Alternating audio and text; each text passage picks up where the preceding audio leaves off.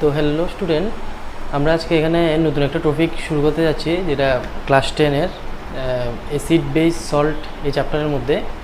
তো আজকে আমরা এখানে অ্যাসিড বেস সল্ট যে চ্যাপ্টারটা রয়েছে ক্লাস 10-এর কেমিস্ট্রির মধ্যে, তো ওই পার্টের মধ্যে আমরা অ্যাসিড যে পার্টটা রয়েছে ওই পার্টটা নিয়ে আলোচনা করব।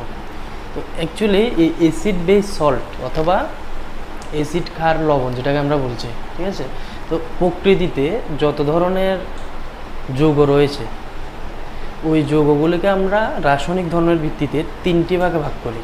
ওই ভাগগুলোই হচ্ছে অ্যাসিড, বেস এবং সল্ট। মানে রাসায়নিক ধর্মের ভিত্তিতে আমরা যৌগগুলোকে তিনটি ভাগে ভাগ করতে পারি, তাই ওগুলো হচ্ছে অ্যাসিড, বেস এবং সল্ট অথবা অম্ল, ক্ষার এবং লবণ যেটাকে আমরা বলছি। তো প্রথমে দেখো, নর্মালি অ্যাসিড কি? অ্যাসিড জিনিসটা হচ্ছে কি, এগুলো স্বাদে টক, সোর ইন টেস্ট যেটাকে বলছি, মানে স্বাদে টক এগুলো অ্যাসিডগুলো, ঠিক আছে। তো এগুলো সোর ইন টেস্ট। আচ্ছা, তো এখানে অ্যাসিড হচ্ছে সোর ইন টেস্ট, ঠিক আছে। সোর ইন টেস্ট মানে এগুলো খেতে যেগুলো চুকা এগুলোকে আমরা অ্যাসিড বলছি। যেমন এক্সাম্পল লেমন হতে পারে, লেবু খেলে চুকা লাগে এটা, ঠিক আছে। তো এটার মধ্যে অ্যাসিড আছে। বেসের মধ্যে কী হবে? Bitter in taste, bitter in taste. তো দেখো এখানে সোর ইনটেস্ট আর যেটা বেস হচ্ছে এটা বিটার ইনটেস্ট বা তিক্ত যেটাকে বলছি, মানে তিতা খেতে। তো এগুলো হচ্ছে মেনলি, মানে জেনারেলি আমরা জানি যে অ্যাসিড এমন চুকা হলে এটার মধ্যে হয়তো অ্যাসিড আছে, কিন্তু দেখো এখানে সব অ্যাসিডগুলোকে কি আমরা টেস্ট দিয়ে বলতে পারবো যে এগুলোর মধ্যে অ্যাসিড আছে, এগুলোর মধ্যে বেস আছে? এমন তো হয় না। কারণ আমরা যদি HCl মুখের মধ্যে দিয়ে দিই, H2SO দিয়ে দিই, যেগুলো স্ট্রং অ্যাসিড হিসাবে আমরা জানি, মানে খুব ক্ষতিকর এগুলো, তো ওগুলো দিলে কী হবে? আমাদের ক্ষতি হবে। এমন করে তো আর টেস্ট করা যায় না যে অ্যাসিড যেগুলো চুকা হবে ওগুলো অ্যাসিড হবে। এর জন্য ইন্ডিকেটর ইউজ করা হয়। মানে মনে করো কোনো একটা সলিউশন, এটা কি অ্যাসিড হবে নাকি বেস হবে, এই জন্য আমরা ইন্ডিকেটর ইউজ করি, মানে ইন্ডিকেট করে। অ্যাকচুয়ালি ইন্ডিকেটরের কাজ কি? ইন্ডিকেটরের কাজ হচ্ছে কোনো একটা সলিউশন অ্যাসিড কি বেস ওটাকে ইন্ডিকেট করবে, ঠিক আছে। তো যেমন এমন একটা কমন ইন্ডিকেটরের নাম আমরা বলছি। কমন ইন্ডিকেটর হচ্ছে, দেখো প্রথমে ইন্ডিকেটর, ইন্ডিকেটর জিনিসটা কি হচ্ছে? ইন্ডিকেটর হচ্ছে কোনো একটা সলিউশন কি অ্যাসিড নাকি বেস ওইটাকে ইন্ডিকেট করে দেয়। মানে এটার থেকে আমরা বুঝতে পারবো যে এটা সলিউশনটা অ্যাসিড বা বেস। তো এখানে ইন্ডিকেটরের মধ্যে দেখো এখানে যেটা মেনলি ইউজ করা হয় লিটমাস পেপার, লিটমাস পেপার, ঠিক আছে। লিটমাস পেপার মানে লিটমাস পেপার হলো এমন একটা ইন্ডিকেটর যেটা কিনা যদি সলিউশনটা আমার অ্যাসিড হয়ে থাকে, দেন এই ব্লু লিটমাস রেড হয়, ব্লু থেকে রেড হবে যদি সলিউশনটা অ্যাসিডিক হয়। আর বেসিক সলিউশনে রেড থেকে ব্লু হয়। মানে কথাটার অর্থ কী? মনে করো এখানে যদি আমরা দুইটা টেস্ট টিউব নিলাম, ঠিক আছে, দুইটা টেস্ট টিউব নিলাম এখানে। তো দুইটা টেস্ট টিউবের মধ্যে মনে করো একটাতে অ্যাসিড আছে একটাতে বেস আছে, কিন্তু আমি জানি না যে কোনটার মধ্যে কী আছে। তো আমি কি করলাম, এখানে একটা সলিউশন এখানে যে রয়েছে সলিউশনের মধ্যে আমি একটা ব্লু লিটমাস দিয়ে দিলাম, ঠিক আছে। মানে আমি মুখ দিয়ে টেস্ট করবো না, মুখ দিয়ে টেস্ট করলে তো হয়তো অ্যাসিডটা তোমার স্ট্রং হতে পারে, উইক হতে পারে, তাহলে তো ক্ষতি হবে আমার অবশ্যই। স্ট্রং অ্যাসিড হলে তো অবশ্যই ক্ষতি হবে। যেটা আমরা একটু আগে বলছিলাম যে অ্যাসিড মানে হচ্ছে সোর ইন টেস্ট, নর্মালি যেটা আমরা জানি, মানে চুকা থাকলে এটা অ্যাসিড হবে। কিন্তু দেখো এখানে যদি কোনো একটা স্ট্রং অ্যাসিড দেওয়া থাকে, মনে করো এখানে H2SO4 আছে, ঠিক আছে, H2SO4 আছে অথবা HCl হতে পারে, HNO3 হতে পারে, এমন একটা অ্যাসিড দেওয়া আছে। তখন যখন আমি ব্লু লিটমাস যে পেপারটা রয়েছে ওই পেপারটা যখনই আমি টেস্ট টিউবের মধ্যে দেবো, তখন কি দেখা যাবে? দুটো টেস্ট টিউবের মধ্যে যে সলিউশনটা অ্যাসিড, ঠিক আছে, তখন লিটমাসটার কালার সঙ্গে সঙ্গে ব্লু থেকে রেড হয়ে যাবে। তখন আমি বুঝতে পারবো যে হ্যাঁ এটার মধ্যে অ্যাসিডটা রয়েছে, ঠিক আছে। এটা হচ্ছে লিটমাস পেপারের কাজ। দেখো একটা পেপার, লিটমাস পেপার মানে একটা পেপার, পাতলা একটা পেপার হবে। তুমি যখন পেপারটাকে সলিউশনের মধ্যে দিয়ে দেবে তখনও বুঝতে পারবে যে এটা কি অ্যাসিড নাকি বেস, ঠিক আছে। একদম সিম্পল একটা প্রসিডিউর লিটমাস। তো এমন করে আমরা জানতে পারি। তো তার জন্য আমরা টেস্টের কোনো প্রয়োজন নেই, কারণ টেস্ট করতে গেলে তো আমাদের ক্ষতিই হবে, ঠিক আছে, টেস্ট করলে তো ক্ষতি হবে।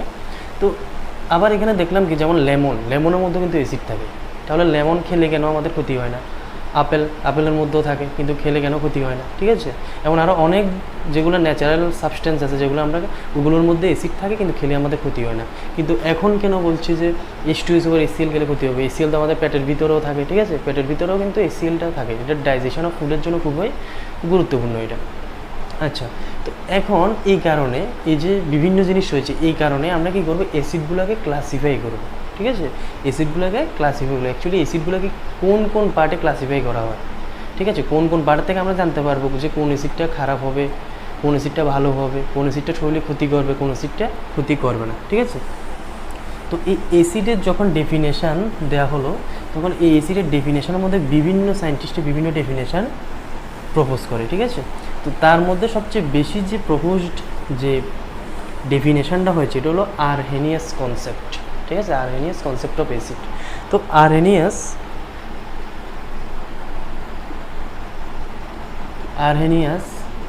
কনসেপ্ট অফ অ্যাসিড, ঠিক আছে, আরহেনিয়াস কনসেপ্ট অফ অ্যাসিড। তো আরহেনিয়াসে কী বললো দেখো এখানে, those substance which dissolve in aqueous solution to form H+ ion is known as acid. কি বললাম, those substance which dissolve in a aqueous solution to form H+ ion is called acid. H+ ion is called acid. দেখো আরএনএর একদম সহজ একটা definition দিয়েছে যে এমন একটা সলিউশন যেটার মধ্যে H+ আয়ন থাকবে, H+ আয়ন যেটা দিতে পারবে, ঠিক আছে, ওইটাকে আমরা সাবস্টেন্সটাকে আমরা বলছি অ্যাসিড। তো এটার এক্সাম্পল কী হতে পারে দেখো, HCl নিতে পারি। HClকে যখনই আমরা ওয়াটারের মধ্যে দেবো তখন কী হবে, এটা আয়োনাইজ হবে, ঠিক আছে, আয়োনাইজ হয়ে কী হবে, এটা H+ প্লাস Cl মাইনাস, তার মানে কি এখানে H+ পেয়েছি মানে HCl অবশ্যই অ্যাসিড হবে, ঠিক আছে। এরপরে নিতে পারি আমরা H2SO4, এখান থেকে কী আসছে 2H+ প্লাস SO4 2-, ঠিক আছে, এটা হচ্ছে একটা অ্যাসিড, এটাও হতে পারে। অথবা তুমি ফর্মিক অ্যাসিড নিতে পারো HCOOH, যেখানে হচ্ছে HCOO- প্লাস H+, এই হচ্ছে আমাদের অ্যাসিডের সিস্টেম। মানে according to Arrhenius, those substance which dissolved in water or aqueous solution to form H+ ion is known as acid. মানে যে সকল যৌগগুলো রয়েছে যারা সলিউশনের মধ্যে দেওয়া মাত্রই তারা H+ আয়ন ডিসোসিয়েট করতে পারবে, ডিসোসিয়েশন হবে, তখন এটাকে আমরা বলছি অ্যাসিড। কিন্তু আগে যে ধারণাটা আমি বললাম ওটা কিন্তু একটা জেনারেল ধারণা যে অ্যাসিডগুলো চুকা হয়, কিন্তু বা সোরিন টেস্ট যেটাকে আমরা বললাম, তো ওই ধারণাটা দিয়ে কিন্তু তুমি পুরোপুরি অ্যাসিডের যে বিভিন্ন সেক্টরগুলো রয়েছে ওগুলো কিন্তু তুমি এক্সপ্লেন করতে পারবে না, ঠিক আছে। মেইন যে কনসেপ্টটা লাগবে ওটা হচ্ছে এই কনসেপ্টটা, খুব ইম্পর্টেন্ট একটা কনসেপ্ট। এখন বলতে পারো যে এখানে আমি বললাম those substance which dissolved in aqueous solution to form H+ ion is known as acid. তার মানে কি যে কোনো একটা সাবস্টেন্স কি এখানে জলের মধ্যে দিলে H+ দেবে এমন কোনো কি কথা আছে? এমনকি এক্সাম্পল নিতে পারি যেমন CH4 মিথেন, C2H6, এগুলোর মধ্যেও তো হাইড্রোজেন আছে, তাহলে এগুলোকে কি আমরা অ্যাসিড বলবো? হ্যাঁ, CH4 C2H6 এগুলোকে কি অ্যাসিড বলবো? এই কারণে একটা কোশ্চেনে আমরা যাচ্ছি, দেখো এখানে CH4কে কি আমরা অ্যাসিড বলতে পারি? CH4 হচ্ছে মিথেন, মিথেন মানে গ্যাস, তাহলে অ্যাসিড কেন হবে না? দেখো এখানে এভরি ইম্পর্টেন্ট একটা question, every hydrogen compound is not acid but every acid is hydrogen compound.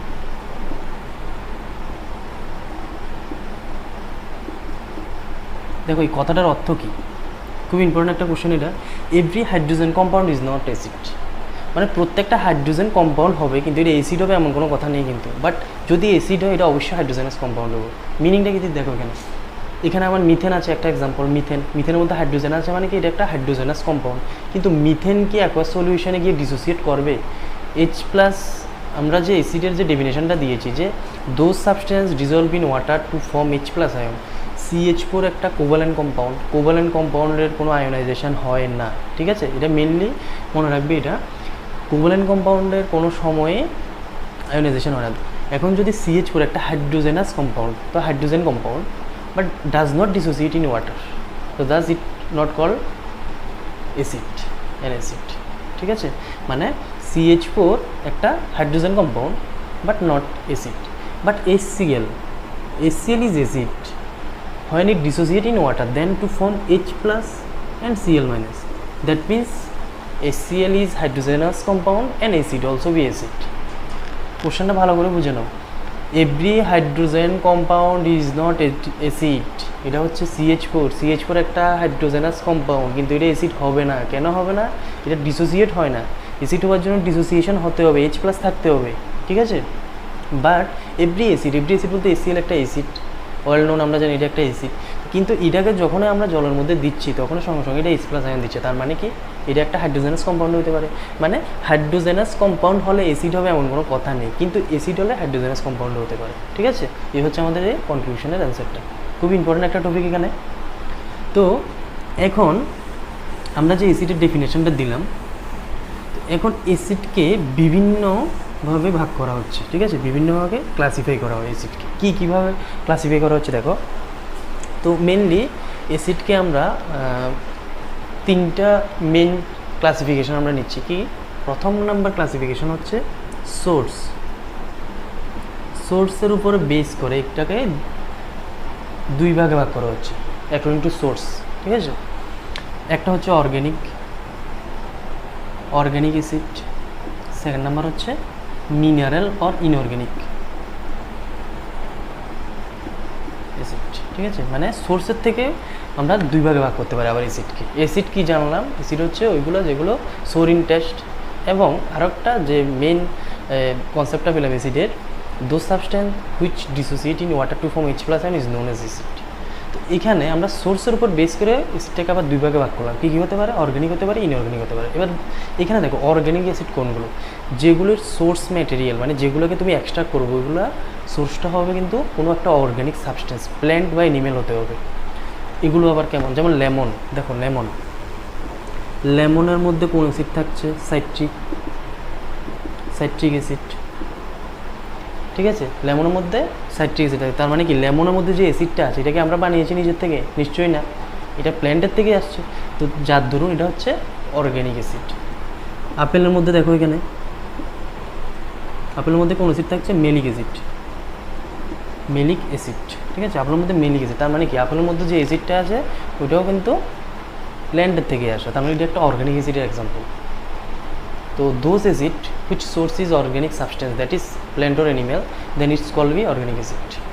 ঠিক আছে, অ্যান্ড ইনঅর্গ্যানিক অ্যাসিড অথবা এটাকে মিনারেল অ্যাসিড বলা হয়। ঠিক আছে, মিনারেল মিনস হলো যে আর্থের মধ্যে যে মিনারেলগুলো পাওয়া যায় ওইখান থেকে পাওয়া কোনো acid. As for example H2SO4, sulphuric acid, HNO3, nitric acid.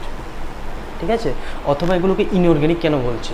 দেখো, এগুলোর প্রিপারেশন কিন্তু ইনঅর্গ্যানিক্যালি করা হয়, মানে এগুলোকে ইন্ডাস্ট্রিতে প্রিপেয়ার করা হয়। এই কারণে এগুলোকে আমরা বলছি ইনঅর্গ্যানিক অ্যাসিড। ঠিক আছে, তো এখানে তোমরা আরও একটা জিনিস খুব মাথায় রাখবে, যে জিনিসটা হচ্ছে যত ধরনের অর্গ্যানিক অ্যাসিড আছে এগুলো কিন্তু উইক অ্যাসিড হিসেবে কাজ করে, মানে ওই জন্যই তো আমরা খেতে পাচ্ছি। ঠিক আছে, আপেলও খেতে পারি, আমি এখানে লেমনও খেতে পারি, কিন্তু H2SO4 বা HNO3 এগুলো কিন্তু খেতে পারবো না। ঠিক আছে, এগুলো কিন্তু খাওয়া সম্ভব না, এগুলো হচ্ছে স্ট্রং অ্যাসিড, খেলে কিন্তু খুব ক্ষতি হয়ে যাবে ভিতরে, ক্ষতিটা হবে কিন্তু ভিতরে। আচ্ছা, যাই হোক, তো এখানে অর্গ্যানিক অ্যাসিডের মধ্যে যেগুলো অর্গ্যানিক অ্যাসিড থাকছে, মানে যাদের মধ্যে যে প্ল্যান্ট বা অ্যানিমাল সাবস্টেন্সের মধ্যে অর্গ্যানিক অ্যাসিড থাকছে, ওই অ্যাসিডগুলো কিন্তু আমাদের শরীরের পক্ষে খুব বেশি একটা ক্ষতি করে না, যার ধরুন আমরা এগুলো খেতে পারি। যেমন অ্যাসিটিক অ্যাসিড আছে, ঠিক আছে, বা কার্বনিক অ্যাসিড ধরে নাও। তবে এটার মধ্যে এমন একটা এক্সাম্পলও আছে এমন, যে অর্গ্যানিক অ্যাসিডগুলো সবসময় উইক অ্যাসিডের মধ্যে পড়ে, আর যেগুলো হচ্ছে আমার ইনঅর্গ্যানিক অ্যাসিড এগুলো স্ট্রং অ্যাসিডের মধ্যে পড়ে, মানে যেগুলো ক্ষতি করে বেশি আমাদের শরীরে। যাই হোক, এই হচ্ছে সোর্সের বেসিকে। এরপরে আমরা মলিকুলার কনসেপ্টের উপরে বেস করে ভাগ করছি অ্যাসিডকে। আবার মলিকুলার কনসেপ্ট, ওই কনসেপ্টের উপরে বেস করে অ্যাসিডগুলোকে আমরা আবার ভাগ করছি দুই ভাগে। কী গিয়ে? একটা হচ্ছে হাইড্রো অ্যাসিড, একটা হচ্ছে oxy acid. Hydro acid, oxy acid. ঠিক আছে, হাইড্রো অ্যাসিড মিনস কি? দেখো, হাইড্রো অ্যাসিড মিনস হলো যে অ্যাসিডের মধ্যে শুধুমাত্র হাইড্রোজেন এবং একটা এলিমেন্ট থাকবে, এক্সাম্পল HCl। দেখো, হাইড্রোজেন এবং একটা এলিমেন্ট আছে, হাইড্রোজেন একটা এলিমেন্ট, এটা হচ্ছে আমার হাইড্রো অ্যাসিড। আর অক্সি অ্যাসিড জিনিসটি কেমন?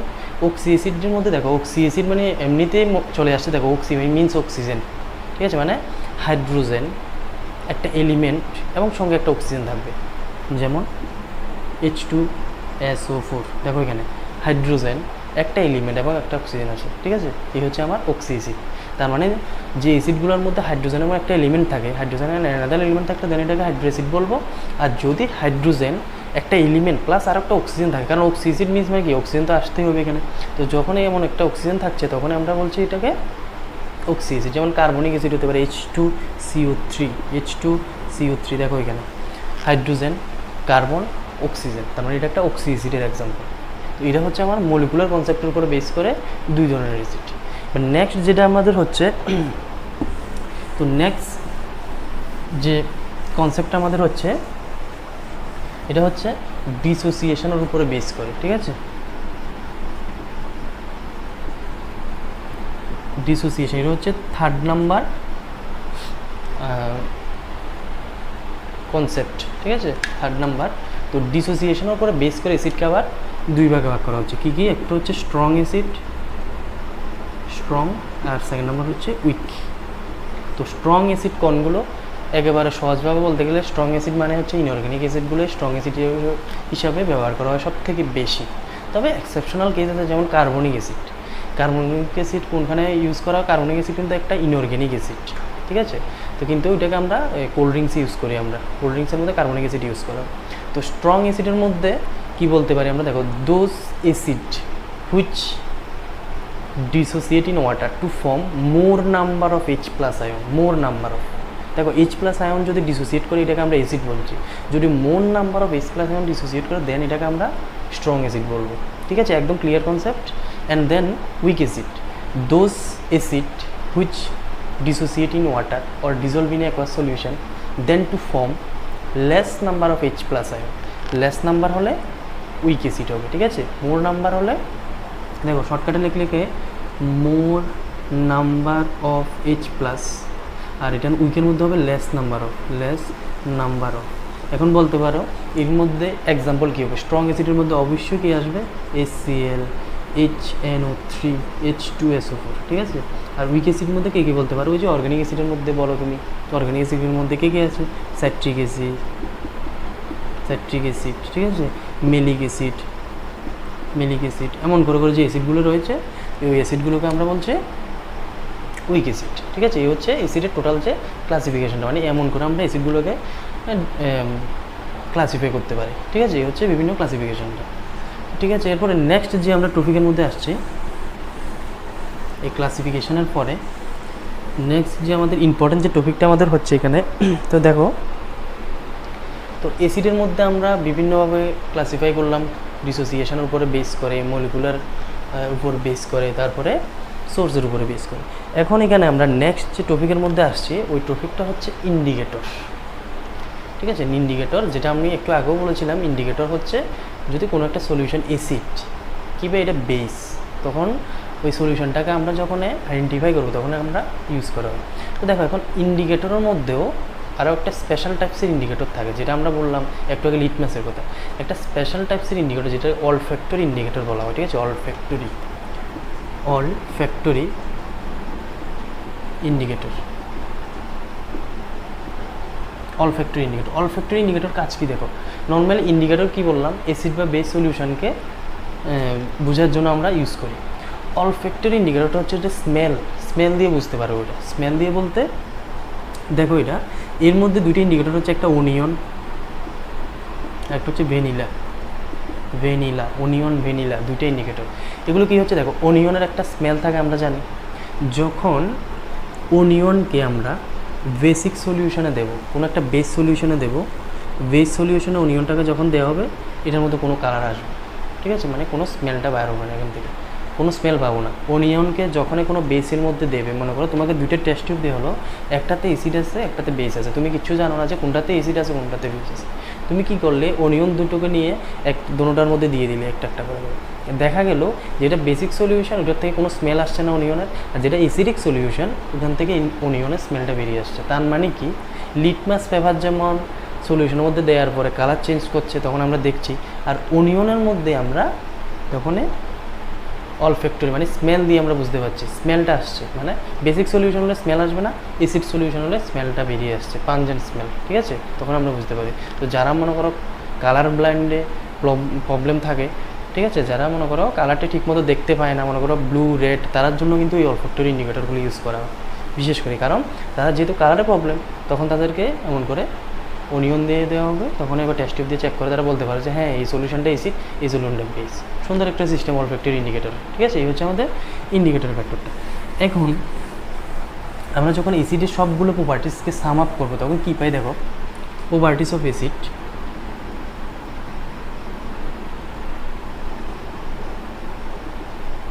প্রথম নাম্বার হচ্ছে কি এসিড, এসিডের মধ্যে sour in taste, sour in taste. Second number কী পাচ্ছি, মানে এগুলো সাথে চুকা হয়। সেকেন্ড নাম্বার পাচ্ছি কি acid turn blue litmus to red, ঠিক আছে, litmus blue to red, red করে দিই। থার্ড নাম্বার হচ্ছে অ্যাসিড কন্ডাক্ট ইলেকট্রিসিটি, ইলেকট্রিসিটি, ঠিক আছে। এইবার এটা হচ্ছে আমাদের মেন পয়েন্ট, অ্যাসিড কেন ইলেকট্রিসিটি কন্ডাক্ট করবে, কারণ কি, এর পিছনে কারণ কি, দেখো ইলেকট্রিসিটি যখন কন্ডাক্ট করে এর পিছনে মেন ফ্যাক্টরটা কী হচ্ছে, ফ্রি আয়ন্স লাগবে।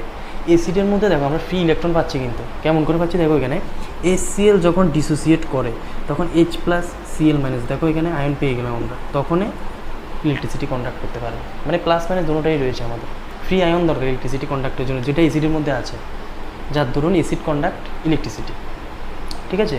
তো এখানে এবার দেখো এটার উপর বেস করে আমরা একটা কোশ্চেন দিচ্ছি এখানে, why HCl HNO3 conduct electricity but glucose or alcohol does not. Why HCl HNO3 conduct electricity but glucose or alcohol does not? দেখো এখানে মানে HCl HNO3 কন্ডাক্ট করছে ইলেকট্রিসিটি, বাট গ্লুকোজ আর অ্যালকোহল কেন পাচ্ছে না। মেইন ফ্যাক্টরটা হচ্ছে এখানে কি, দেখো HCl আর HNO3 যখন সলিউশনের মধ্যে আমরা দেব তখন এটা ডিসোসিয়েশন হবে। That means HCl and HNO3 when dissolve in water then form H+Cl-, H+NO3-, that types of cation and anion, that types of cation and anion will be formed. তো HCl HNO3 ক্ষেত্রে যেহেতু free ion দিচ্ছে তারা, যার দরুন easily conduct করতে পারবে electricity, ঠিক আছে। কিন্তু গ্লুকোজ আর অ্যালকোহল কেন পারে না, দেখো গ্লুকোজ আর অ্যালকোহল হচ্ছে একটা কোভ্যালেন্ট কম্পাউন্ড, কোভ্যালেন্ট কম্পাউন্ডের ডিসোসিয়েশন হয় না, এটা আমরা জানি, একটু আগেই বললাম যে মিথেনের কনসেপ্ট দিয়ে, ঠিক আছে, মিথেনের মধ্যে দেখালাম। তো গ্লুকোজ আর অ্যালকোহলের মধ্যে কী হচ্ছে, এগুলো হচ্ছে কোভ্যালেন্ট কম্পাউন্ড যেগুলো ডিসোসিয়েশন হয় না। এখন দেখো ভালো করে, যদি কোনো কম্পাউন্ড ডিসোসিয়েশনে না হয়, ডিসোসিয়েটে না হয়, তার মানে কি কোনো আয়ন আসবে না, আর যদি কোনো আয়নে না থাকে তার মানে এটা ইলেকট্রিসিটি কন্ডাক্ট করতে পারবে না, এই হচ্ছে মেন কারণটা, ঠিক আছে। তো গ্লুকোজ আর অ্যালকোহলের ক্ষেত্রে কী হচ্ছে, গ্লুকোজ আর অ্যালকোহলের মধ্যে ব্যাপারটা হচ্ছে glucose and alcohol is a covalent compound, so they does not dissociate in water to form any ions, thus glucose and alcohol does not conduct electricity, ঠিক আছে। এটা হচ্ছে মেন ফ্যাক্টরটা, খুব ইম্পর্টেন্ট একটা জিনিস। তো যেহেতু HCl HNO3 মধ্যে H+ এবং Cl- বা বিভিন্ন আয়ন দিচ্ছে, তখন তারা কিন্তু ইলেকট্রিসিটি কন্ডাক্ট করবে।